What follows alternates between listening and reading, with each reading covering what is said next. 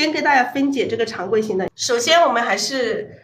每次在画的时候，我们都要调一个底色。底色是我们画每一朵花、每一朵浅色的部分都需要用到这个底色。底色我们都是用这个太白加3绿啊，太白加3绿。我今天专门给大家讲这个比较基础的，讲花型。今天给大家讲花型。好，我们首先调这个底色，把这个底色。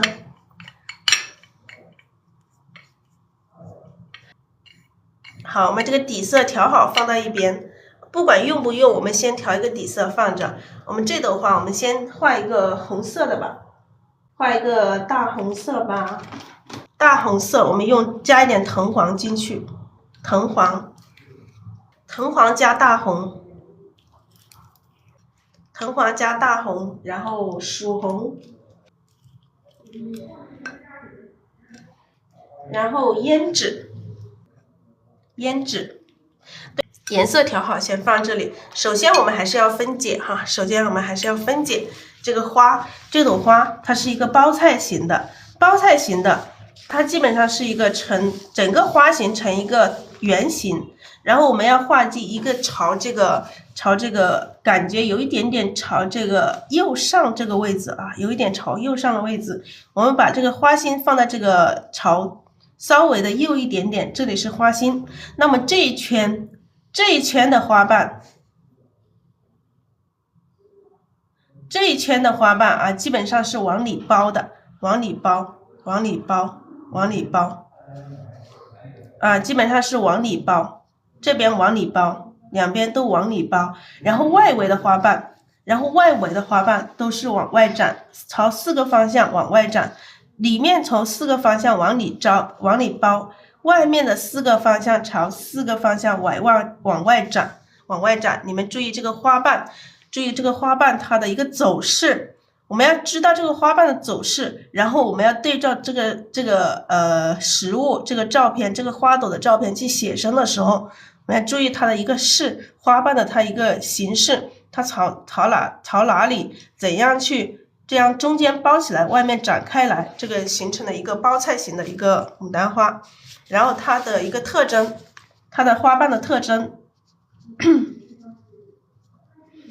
特征是花瓣有大有小，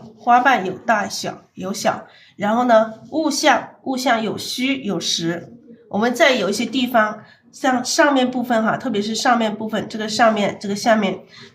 我们肯定还是要画一些虚的。虽然说这整朵花它是一朵深色的花，但是一样的还是要有虚的位置。我们刚刚都讲了，就是刚刚也讲了这个虚实，我们这个构图里面有这个虚实，一朵花里面也是要有这个虚实这个关系。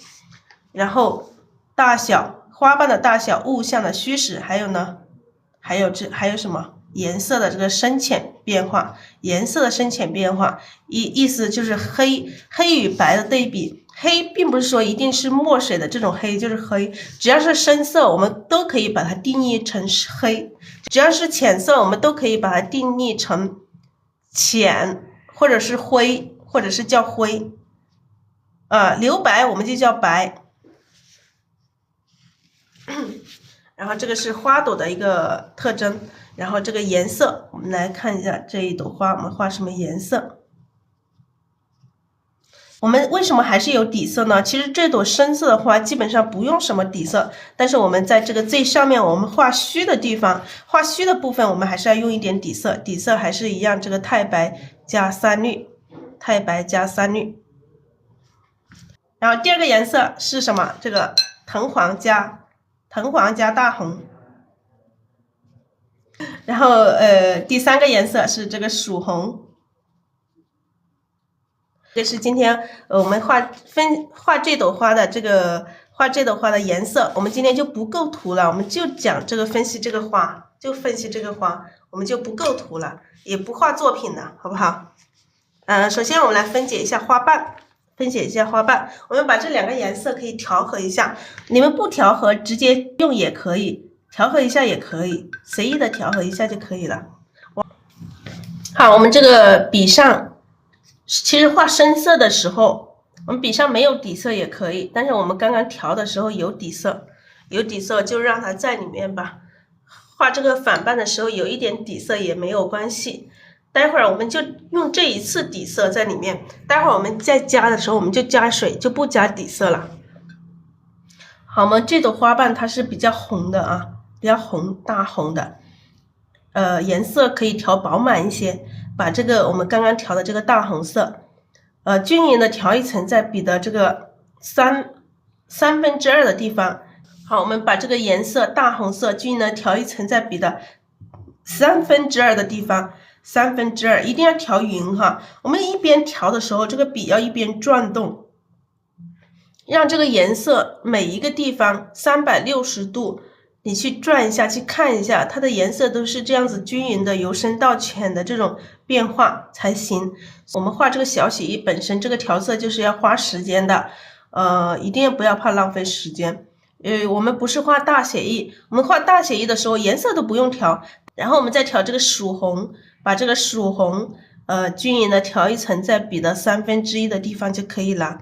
然后这样子就可以画了。笔尖要留一点深色啊，笔尖要留一点深色。有些家人在笔尖调了深色之后还在这里调，那笔尖的深色又没有了，你的这个花瓣与花瓣之间的这种深浅的这种变化又出不来，所以你笔尖调这个曙红的时候要留一点这个深色的曙红在这里，这样子大家可以看一下这个笔由深到浅的这个自然的这个过渡色。然后我们开始画这个花瓣，我们这个常规型的这个花瓣啊，常规型的花瓣，我以今天想要画的这一朵花来做例子。我们今天这一朵它是一个朝向是朝这个右上的，那么它这个反瓣反面朝我们的包起来这个花瓣，包起来花瓣我们分4块，刚刚讲的我们分4块啊，4个我们这个箭头啊，4块，1块。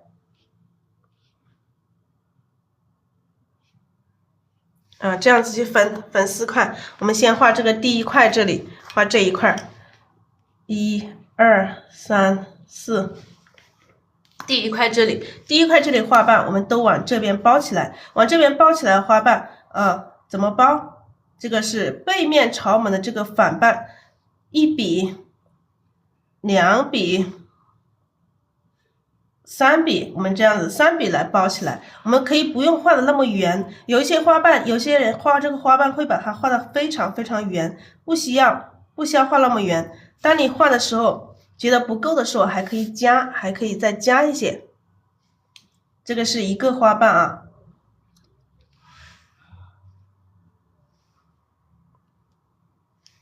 就这样子两边去加，中间要留这个空，要留这个边缘的这种大小的这种不规则的这种边缘，这样子这个花瓣它才会灵动，才会好看。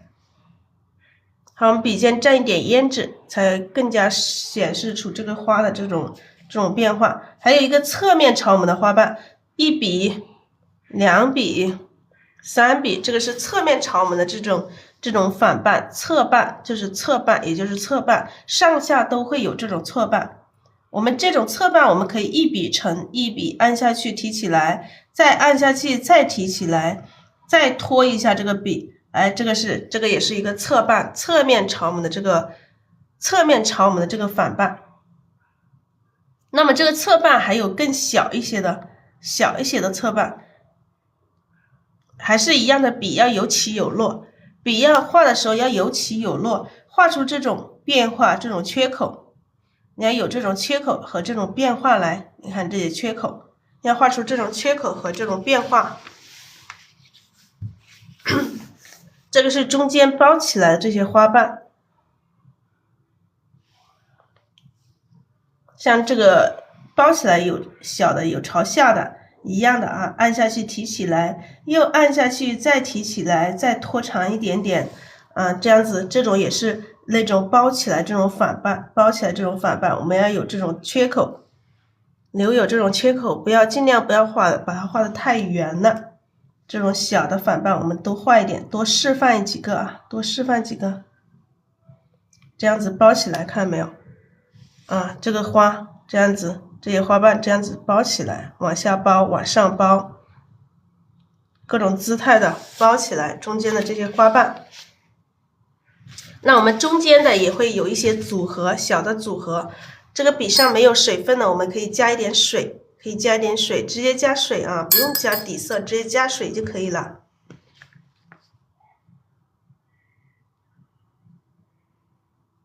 好，调色，先调这个大红，然后调曙红，然后笔尖蘸一点点胭脂，笔尖蘸一点胭脂。就像这个花，这朵花，像这边，像这两边，这一边基本上都是反瓣。如果到这里来了，到这里来，它就有正反的一个组合，正反的组合，但是它比较小哈。笔尖要有深色，小小的，画一些小小的反瓣。这个小反瓣也要有大有小，有变化。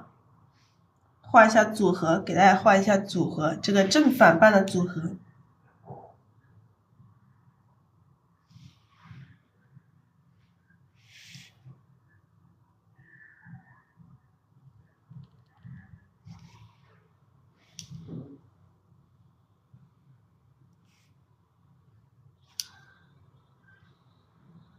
那你看这个正反瓣，我们前部画这个反瓣的时候，也要有这个大小的这种变化，也要有大有小，不要每一个反瓣都是一样的，一定要讲究这个变化，一直在说的这个变化。然后我们补充里面的正瓣，补正瓣的时候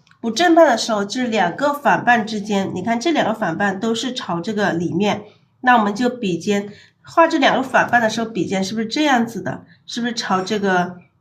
个右下的？那我们画这个正瓣的时候，这个笔尖要朝右上，从两个反瓣之间的这个缺口反笔来补充这个正瓣。那这样子去补，笔尖一定要有深色，不然哈它就看不出来这个正反瓣的这种区别了。好，这两个也是一样，从里面去补。我们可以补这个的时候，我们可以直接把它包出来，然后这个缺口一样的，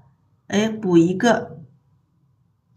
然后这边还有一个，我们再从这中间这个缺口再补一个。那这个我们可以把它补大一点，补的时候我们笔要有动作，要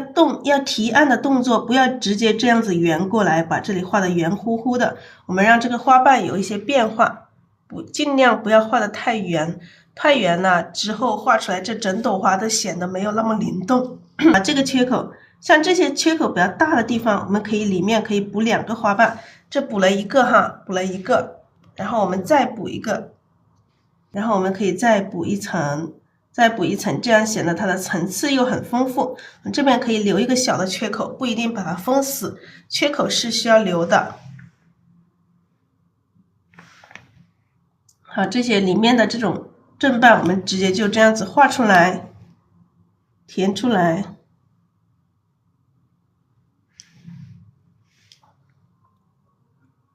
这个就是一个小的组合，一个正反瓣的一个小的组合，就像这一朵花，这个地方这个部位这个部分就会有这样的组合。像这些地方，像这个地方就基本上全部是这种反瓣的层次，一层大一层小的这种层次，按照这个大小的这个层次的去安排去画。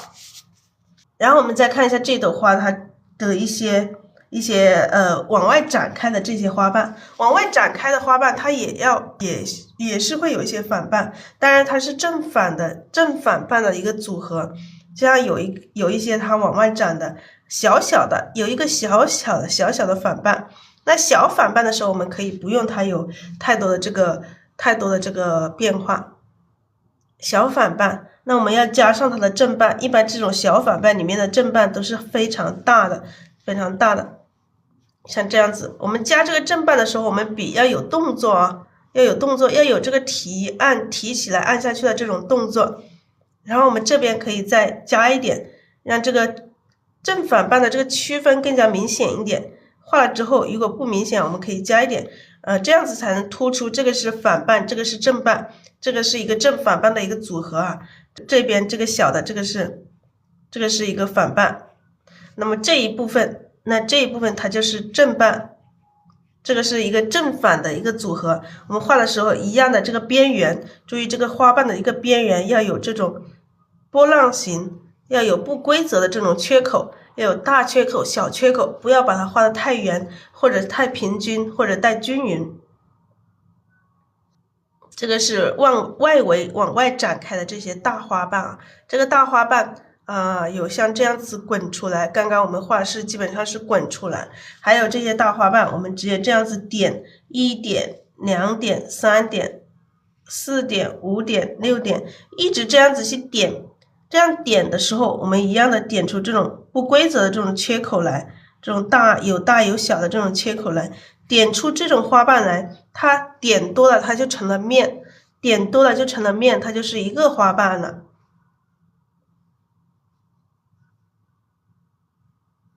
点多了它就变成了一个花瓣，就是一个面了，就是一个大花瓣。就像碎瓣。碎的花瓣就是一朵花里面会有一些碎瓣，它也是这么点的，那个碎花瓣也是这么点的。还有一些它翻出来的这种大花瓣，翻展过来的，它从这个边缘翻展过来，我们要带一点钩，像画反瓣一样的带一点钩，按下去提起来，然后再按下去，再提起来，然后再拖一个小的瓣出来。这样子就成了一个翻展过来的感觉，从这个花中间包起来，外面一层这样子翻过来，它翻过来这样子的花瓣。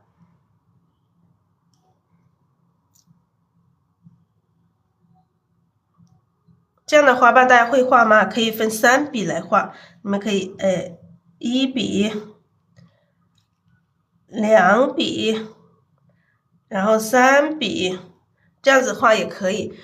当刚开始你1笔画不成的时候，你们分3笔来画也可以的啊，也可以直接分3笔来画。当然1笔画成可能它会更加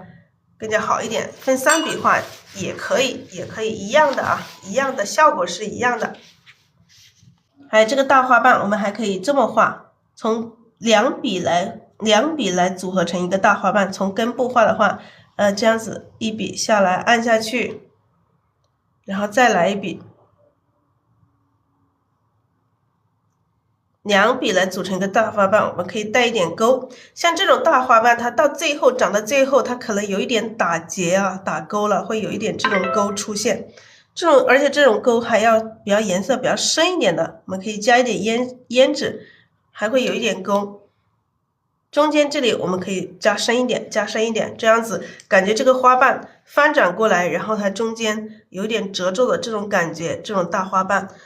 我们经常画这个花的最底下这一层的大花瓣，经常用到这样的花瓣。这种花瓣的话，可以从这个花瓣的根部画，也可以从这个花瓣的这个边缘开始画。从边缘开始画，你这么画进去，然后这边来1笔，我们要注意这个大小哈。这2笔的这个大小，你看我们每次画这个花瓣的时候都是1笔大1笔小，这边大，这边就小，有大小的这个变化。我们在画画的时候都要注意这个变化，我们都是在画对比、画变化、画这个而且在变化中要求这个呼应，还有这个层次。这个是这个花瓣，大概这个花瓣的形状就这一些。我们先画这朵包菜型的花。我们刚刚讲的这朵花朝这个右上，第一个花瓣就定它的一个位置，1笔、2笔、3笔，这个长一点，我们要有区别哈。就画中间这一笔，3笔我们要有一个1、2、3、1、2、3、1、2、3都要有不同。那这笔短一点，这笔就长一点，要有区别。好，我们继续来叠加这个花瓣，一层层的。这个常规型的这个包菜型，它其实也是常规型的。这个花瓣是一层层去叠加，当然我们叠加的时候，这个花瓣要有变化，不要都是一样的。即使我们这个真实的它是一样的，但是我们画的时候要去把它变化。好，这一层，这是一层啊，一层要有大小，这个花瓣要有大小的这种变化。然后我们继续叠加哈，继续叠加。那我们再叠的时候，我们要更加小一点哈，更加小一点。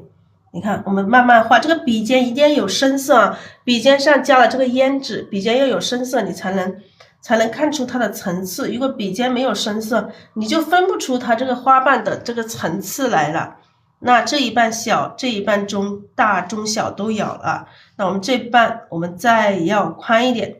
不要全部是小的，我们画了小的要画一点大的，大的要画一点小的。那这个花瓣都从这里来，哎，我们在这里也来一点这个碎的花瓣，这里来一点碎的花瓣，这样子会更加不要让它太规矩了，就是说，哎，就一层一层的，没有其他的花瓣。那么这边可以再来一个更小的层次，哎，好小的这个层次，一点点的这个层次，让它这个层次显得更加丰富，这么小的一个层次。然后我们这边可以再来一个稍微宽一点的，那这个宽的我们可以换一下位置，不要一直像鱼鳞一样一排排的过来，那这可以一笔笔的点，尽量点出这种缺口来，不要让它太均匀了。那这个一层一层的我们就画这么多了。好，这边画这么多，那这边再加一点，这个一层一层的这个层次的，我们这边再加一点。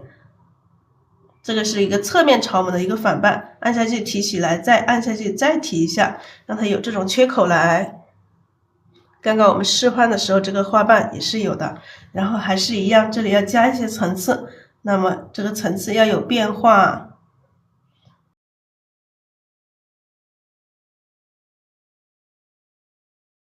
我们所有的课程里面中。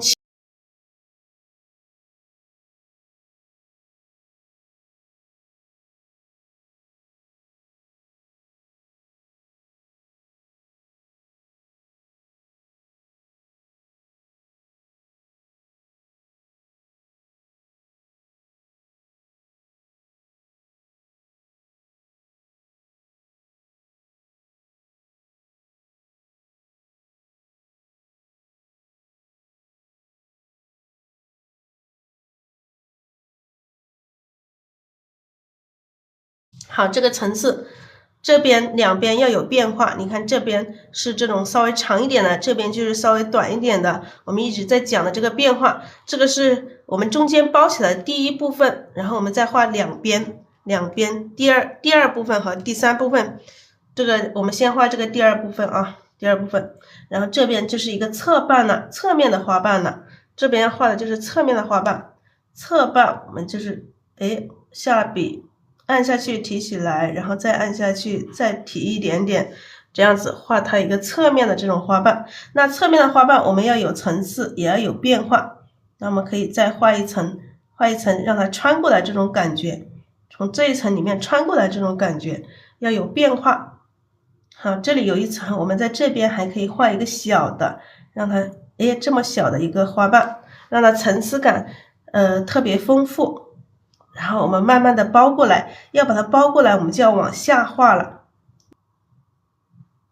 让它包过来，可以画宽一点点，让它包过来。这个是我们的画的第二部分，然后我们画这边也要画几个包起来的这种侧面的花瓣。画第三面，那我们从这里开始，我们可以画一个大一点的，按下去提起来，再按下去再提起来，提一个尖尖，提一个小尖，这一个侧瓣。好，补充一点颜色，我们笔尖要不停的补充一点颜色，然后我们里面再画一层，的时候我们要画小一点，让它有这个大小的这种变化，让它从里面穿过来这种感觉。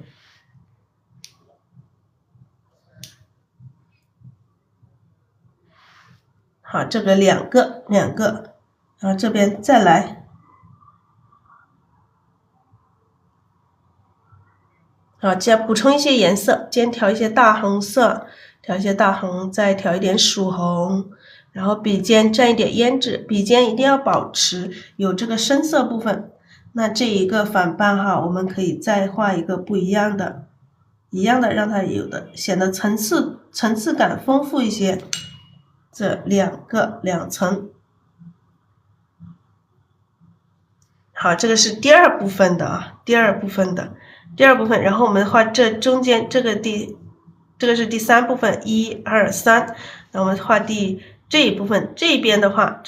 我们还是要包起来，中间也要画几个花瓣是包起来的，不能全部伸展出去。我们既然是包菜型的，就还是要包，哎，这一个这样子包过来，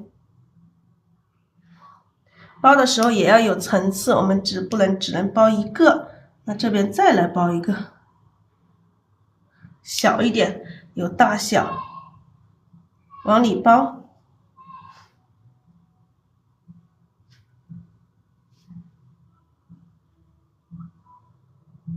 好，往里包的就这么多，不要画太多。然后还有往外展的，往外展的我们先不画，先把这个需要包起来的还继续添加一些，这个外围的我们再添加一些跳出来的包起来的，不能全部包的圆乎乎的，我们有一些花瓣是跳出来的，跳到我们这个范围里面，让它有变化一点。哎，在这里包一个，在这里包一个。那么这边也跳出一个，这边再跳出一个。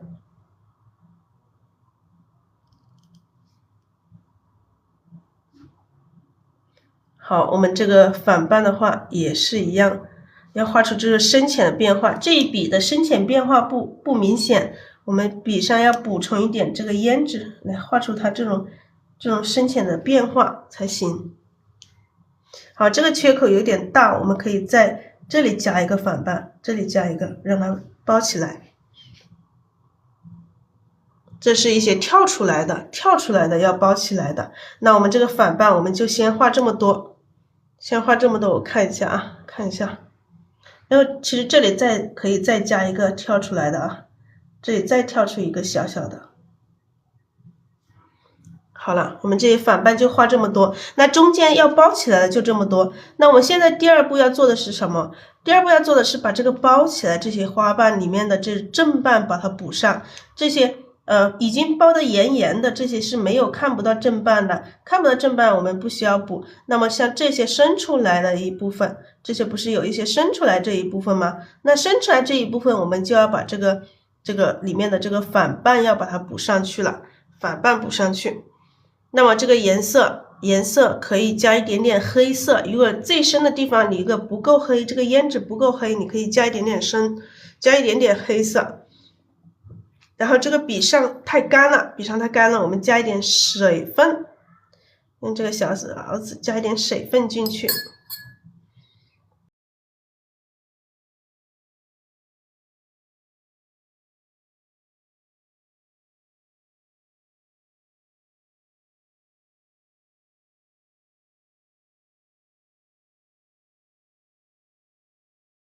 刚刚调了大红调到笔的2/3，然后我们现在画正瓣的时候，把这个曙红调到笔的1/2，曙红多调一点。画正瓣的时候颜色更加深一些啊，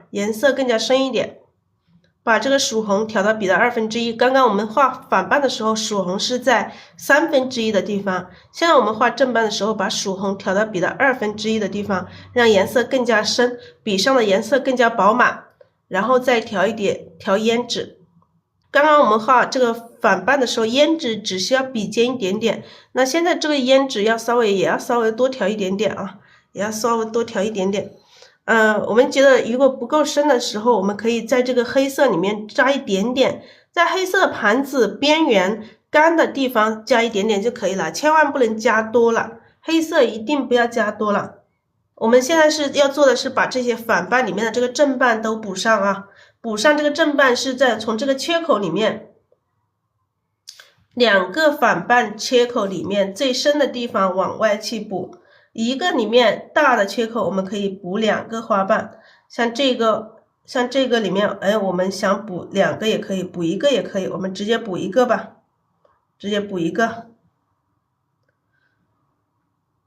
那这个反瓣的区分，我们笔尖可以蘸一点点黑色，不够深的话，我们笔尖可以蘸一点点黑色，笔尖要补充深色啊，笔尖要不停的补充深色。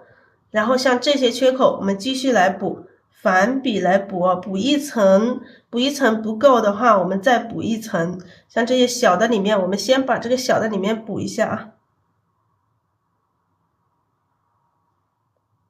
那这个小的缝里面的这些，我们先把它填一下。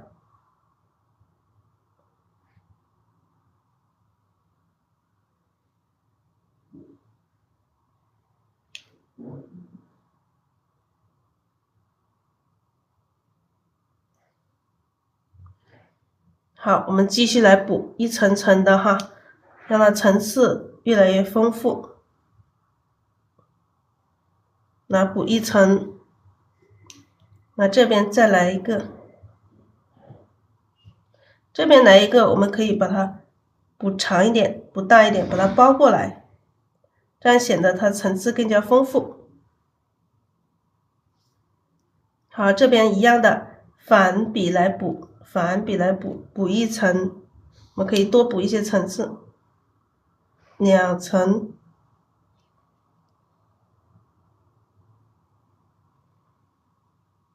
笔尖要蘸深色的，笔尖要蘸深色的，反笔来补，可以补一些小小的，补一些小小的，让它层次显得更加丰富。要有大有小，你看我们补了大小花瓣，我们偶尔要来一个大的，要来一个大的，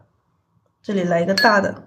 大的话，我们笔尖要有深色，如果不够深，我们要加一点，让它2个花瓣之间要有区分开来，要有区分，不能说全部看不到这个花瓣的层次了。也不行，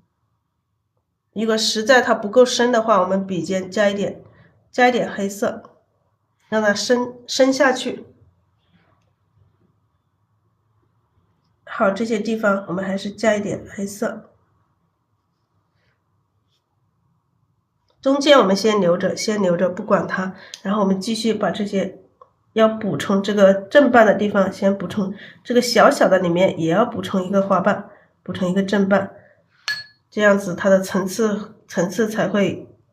更加丰富。像这些小小的伸出来的小小的这些地方，一样的要补啊，一样的要补。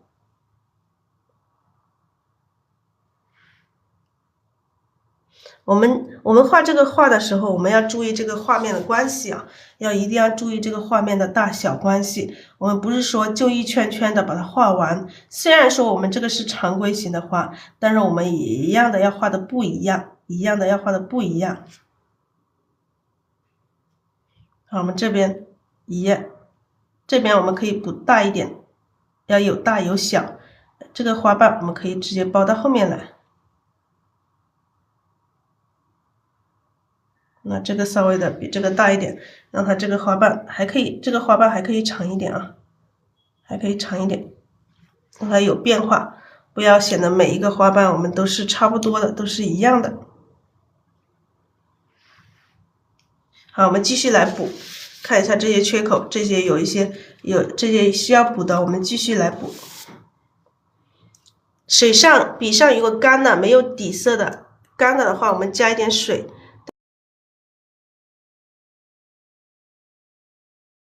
好，我们先调这个大红，把这个大红均匀的调一层在笔的2/3的地方，把大红均匀的调一层在2/3的地方，然后调这个曙红，把这个曙红调一层在笔的1/2的地方，然后我们调这个胭脂，我们画这个下面这个花瓣的时候，我们胭脂可以多调一点哈，多调一点，调多一点，让这个花瓣显得更深一些。多调一些胭脂，不要怕调多了，就调黑一点，多调一点胭脂哈。这个胭脂曙红加这个胭脂非常好看，如果你曙红加少了，你这个胭脂就灰；曙红加多了，这个胭脂很好看。然后我们笔尖蘸一点黑色，在这个边缘，这个黑色边缘上蘸一点就可以了，黑色边缘上蘸一点就可以了。好了，继续来补。来这里。一个个的补啊，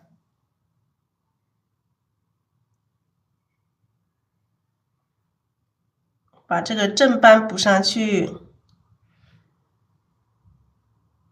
那这里没有补齐的，我们可以把它没有补好的，我们可以填充一点。好，这个里面很小的，我们直接就填上最深的颜色。这里会补上一个小小的花瓣，特别小。那这边也是一样，我们补一个花瓣，一层一层的这个花瓣。这个花瓣，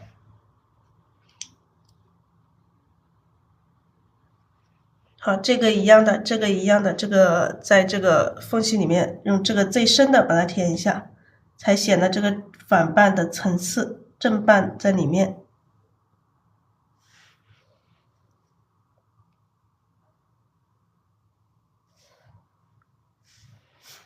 好，这一个小的反瓣，我们一样的要补充一个，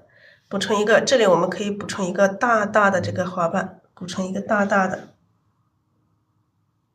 让它这个整个画面这个花瓣要有大有小的这种变化。我们慢慢的推过来。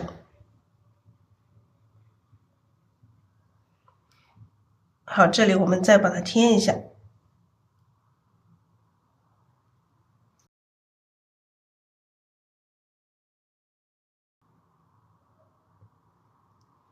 好，我们现在这个基本上伸出来的，我们看得到伸出来的，我们已经把它补完了，是吧？我们伸出来基本上都补了，这个就是这个反瓣我们伸出来的该补的都补了，补了之后我们再下一步，第3步我们做什么呢？下步我们就要画4周展开的这个花瓣。我们最开始就分析了这个花瓣啊。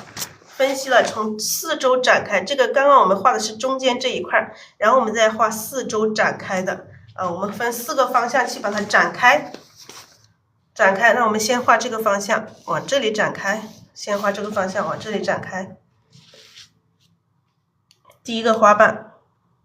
同样我们笔上有个干的，我们加一点水哈，加一点水，用这个水。加一点水，因为画这个大花瓣很吃水的，它很快这个笔上就干了。好，我们加了水分之后调色，先调这个大红，把这个大红均匀的调一层在笔的2/3的地方，2/3的地方，然后再调这个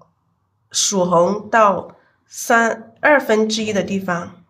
然后再调一些胭脂，我们画这个大花瓣的时候，有一些地方需要深一点颜色，我们就画深一点颜色。我们这一笔，我们把它画成深一点的，笔尖上还是一样的，可以沾一点点这个黑色啊，沾一点点这个黑色，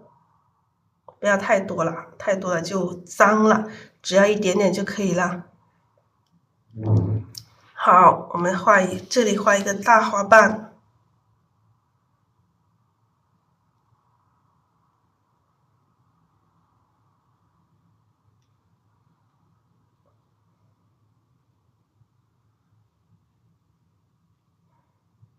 这一个大花瓣我们一笔就这样子过来，当然我们画的时候笔大家可以看得到，我刚才用笔的时候是要有起有落的，有起有落就是画出这个花瓣的这个边缘的这个不规则的这种边缘来。好，这一笔还是深色的，这一笔还是深色的，那我们再看一下哪里再加一笔。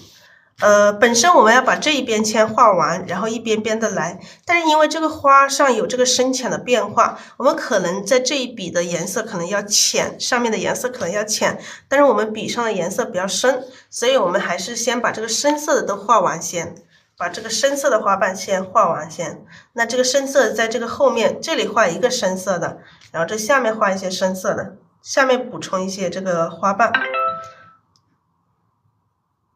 补充2个这个深色的花瓣来，这里加一个。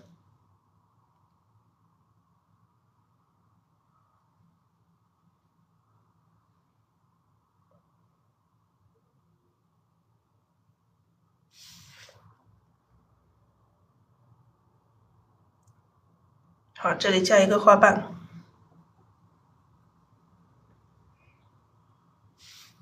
还有这里我们再来加一个花瓣。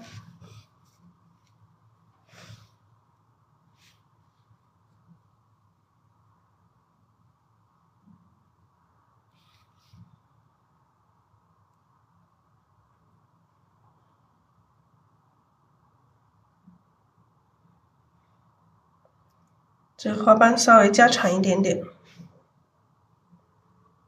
这个笔尖要有这个深色的啊，笔尖要有这个深色，你才能画出这个花瓣与花瓣之间的这个衔接的这个地方。好，这下面的这个深色部分的花瓣，等下这些地方可能还会添加一些花瓣，然后这边我们再画一个大的花瓣，再画一个大的花瓣，颜色还是要补充足一点才画这个大花瓣啊。大花瓣因为需要的这个水分特别多，你等下笔太干了，水颜色不够，等下画这个一个花瓣都画不完，它就被干燥了。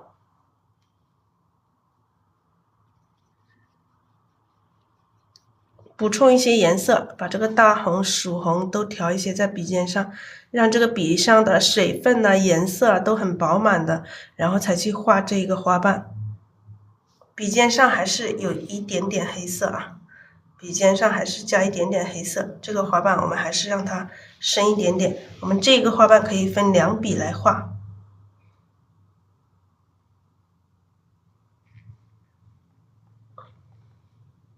画一个大的花瓣，2笔来组成一个大的花瓣。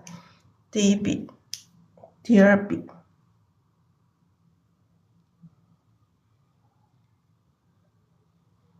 两笔要有所变化，不要2笔画的一模一样。中间我们可以用一点点深色画出这个，可以带一点点哈，带一点点勾，让它有一点点这个花瓣的一个那种变化来。这里没有齐的地方，我们把它补充一下。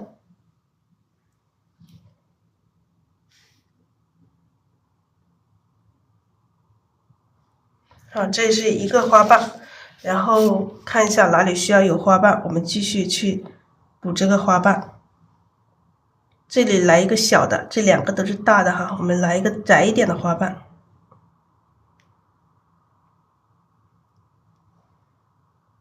笔尖要有深色的，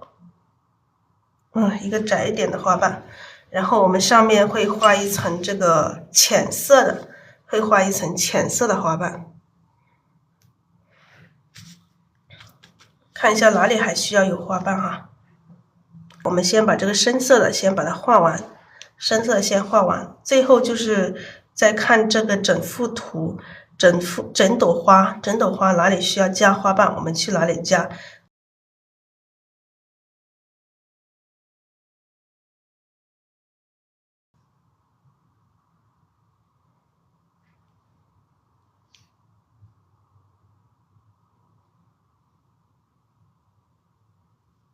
啊，这里加一个，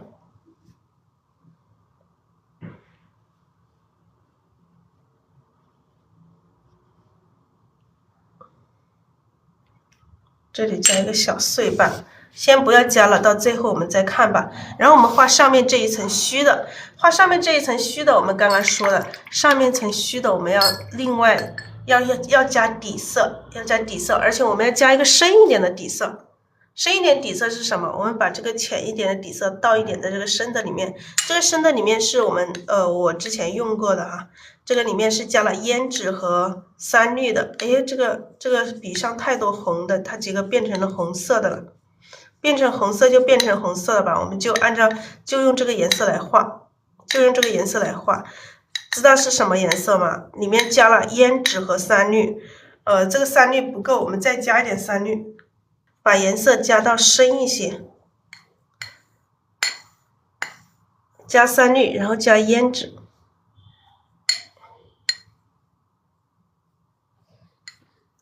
3绿不够，我们再加一点。好，调成这种灰灰的颜色，调成这种灰灰的颜色，里面加了3绿和胭脂，然后我们画的时候刮掉笔上多余的水分，然后我们画外面上面这一层的花瓣稍微虚一点，我们颜色稍微调的不一样。不一样是什么？我们调一个底色，一个灰灰的底色，然后一样的各种颜色都调一点点哈，各种颜色都调一点点。笔尖上都有一些这种各种颜色。首先我们来一个大的花瓣，看一下这个花瓣画在这里，画怎样的一个花瓣。首先来一个大的花瓣。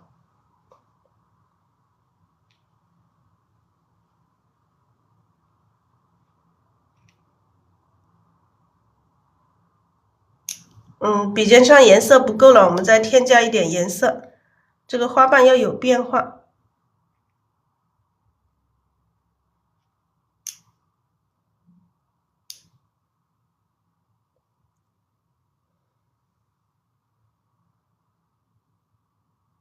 看一下这个花瓣是不是不够长，我们可以再把它加长一点。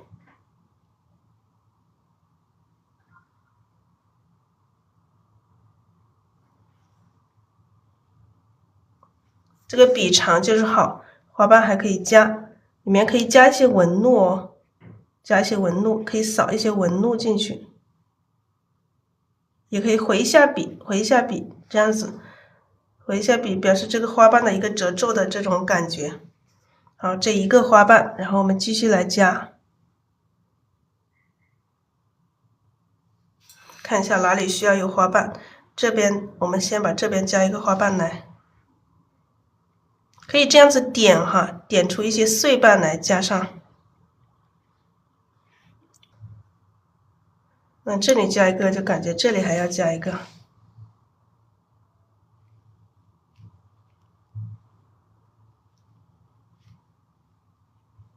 直接这么去点它，点一些碎瓣，让它有碎的，有整的。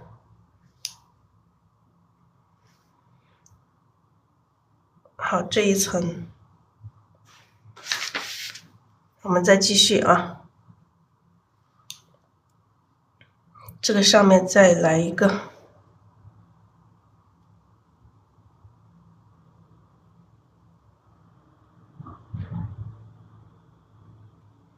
越来越会深一点。我们这个调色的时候要注意有深浅变化。这里来了花瓣，然后呢，这边再来加一个。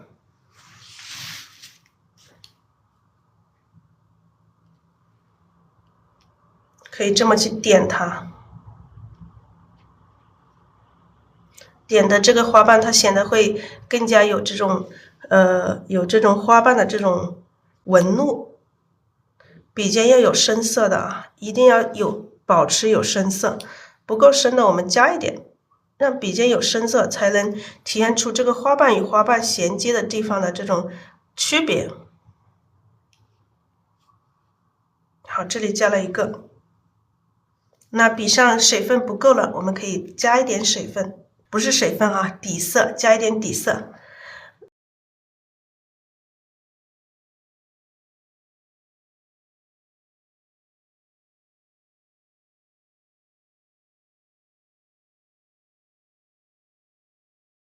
看一下这里，我们再画一个深一点的花瓣，颜色慢慢深了，颜色会慢慢深过来。这里有一个缺口，我们要加下花瓣。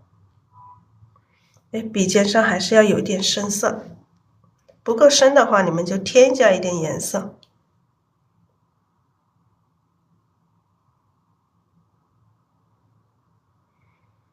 看一下这个花瓣够不够，然后我们再检查整个画面，看一下哪里还需要有花瓣。这里是不是还要加一个花瓣？这个花型的话，它本身是稍微的圆一点点啊。本身它这个花型是稍微常规型的话，它本身就稍微圆一点，但是我们不要太圆。这里我们就加一点碎瓣吧，加一点碎的花瓣。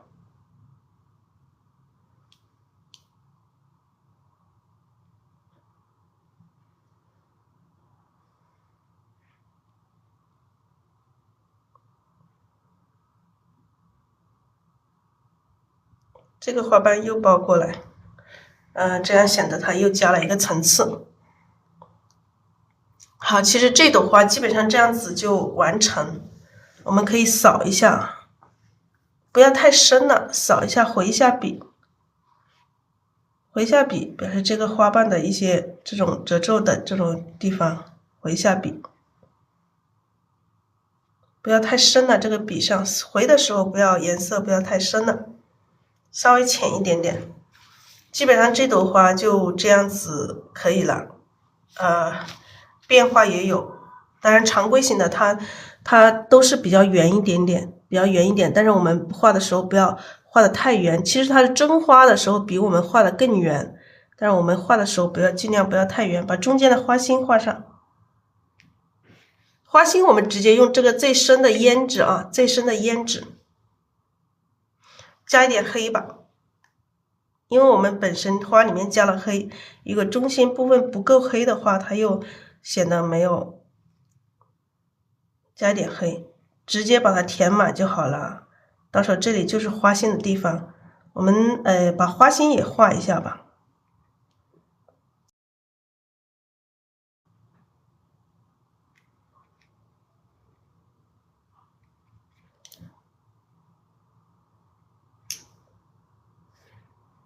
最深的胭脂，胭脂加黑啊，胭脂加黑。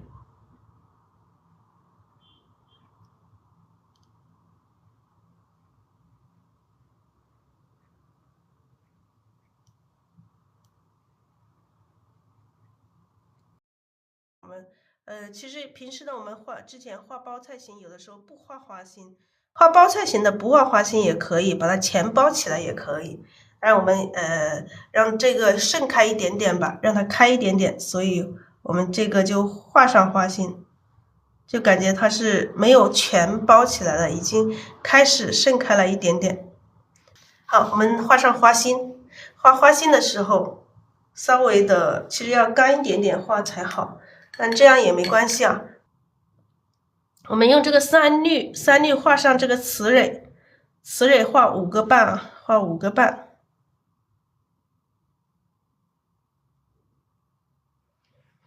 然后用这个胭脂在中间提一下，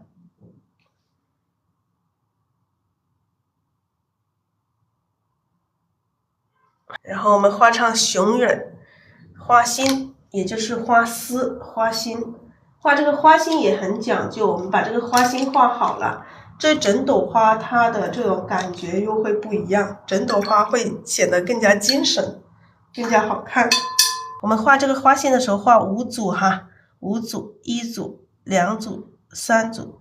，4组，5组，哎，这样子来，我们先点上5个点来分出它们的这个在哪里，来分出它的5组，然后按照这个5组来去点去画这个花心。好，我们开始画花心。这一边的我往里面有一点，让这个花心也是一样的，有一个造势，让它往里卷，往里都往里包的这种感觉，跟这个花一样的，跟这个花型一样的。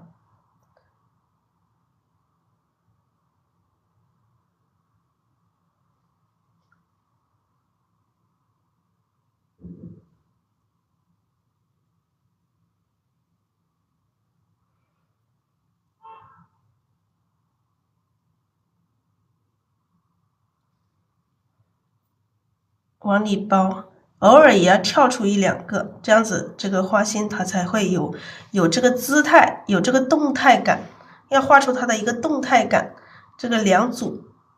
然后第3组，画花心我们要画出它的动态感，而不是要把它画得很死板。如果我们把花心画死板了，那它整朵花就显得呆板了。所以这个花心也很重要啊，花心很重要。哎，我们可以跳出来，这里1组，然后画这边3组了，我们画这边这一组，这边也是往里勾，像小蝌蚪一样的往里勾。这个花心每一个花心它都要有姿态，要有自己的姿态啊。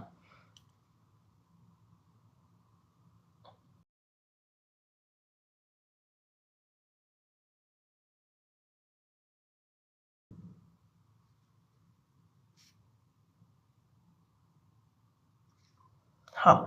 这个1、2、3、4组，还有一组，我们也是往里包。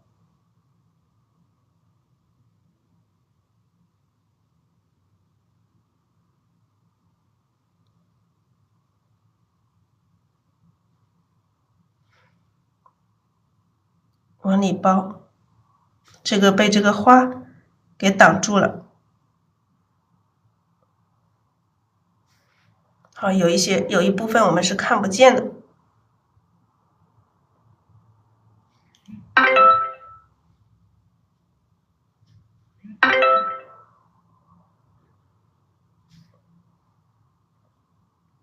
好，这个花心有没有姿态？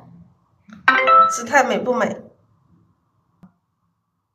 画上一点花丝，偶尔画一点，就是稍微的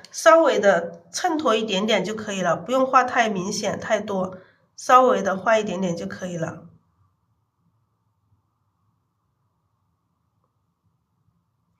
好了，这个花心好不好看？我们把密的地方可以把它直接加得更密啊，直接加得更密。